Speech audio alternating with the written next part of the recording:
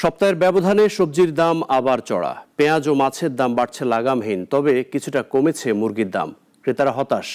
বিক্রেতারা বলছেন যোগান খরচ বেশি হবার কারণে পণ্যের দাম বাড়ছে। সপ্তাহ ব্যবধানে পেঁয়াজের ঝাঁজ যেন বেড়েই চলছে। 40 টাকার পেঁয়াজ কিনতে এখন গুনতে হচ্ছে 50 থেকে 60 টাকা। কারণ ছাড়াই দাম বৃদ্ধিতে ক্রেতা বিক্রেতা দুষছেন একে অপরকে। পেঁয়াজের দাম ডেলি বাড়তেছে। কালকে আমি আসছিলাম, কালকে পেঁয়াজ কিনি নাই, কিন্তু আমার থেকে চাইছিল 55 টাকা কেজি একটা, আর ওখানে দেখলাম 60 টাকা কেজি চাইতেছে। এখন মনে করেন খালি দেশি পেঁয়াজ, বুঝছেন, খালি স্টক পার্টি কিনতেছে, এই কারণেই বাজার একটু বাড়তেছে। স্টক পার্টি চাপ বেশি। আমঘাটে পেঁয়াজের ওই স্টক করার কারণে এদের দাম একটু বাড়তি। তারপর সামনে কুরবানি, একটু তো বাড়বে। আর ইন্ডিয়ান তো নাই। এলাচি আসলে 3500-4000, এখন 5200 টাকা। জিরা 650 থেকে 700। শুধু তাই নয়, বাজারের ঊর্ধ্বগতি সব ধরনের সবজি। 80 টাকার নিচে নেই কোনো কিছু।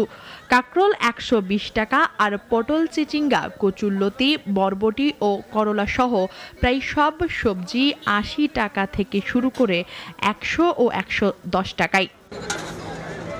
দাম বাড়ার কোনো কারণ না থাকলেও বাজার ঊর্ধ্বগতি হয় ক্ষুব্ধ সাধারণ মানুষ। অন্যদিকে পণ্যের যোগান খরচ বাড়ানোকে উছিলা দেখাচ্ছেন বিক্রেতারা।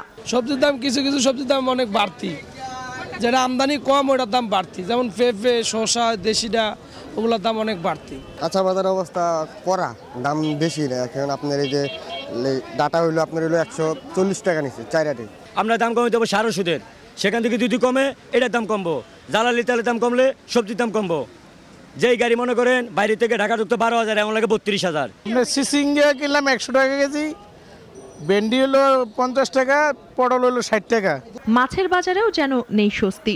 রুই, কাতলা সহ দেশি সব ধরনের মাছের দাম ঊর্ধ্বমুখী। আর ইলিশ তো ধরা ছোঁয়ার বাইরে। তবে মুরগির দাম কিছুটা কমেছে। এদিকে গরু আর খাসির মাংস আগের দামেই বিক্রি হচ্ছে। সাধারণ মানুষ বলছেন তাদের কথা চিন্তা করে সরকারকে বাজার মনিটরিংয়ের যথাযথ ব্যবস্থা নিতে হবে। মুনিয়া জুথি, নাগরিক, ঢাকা।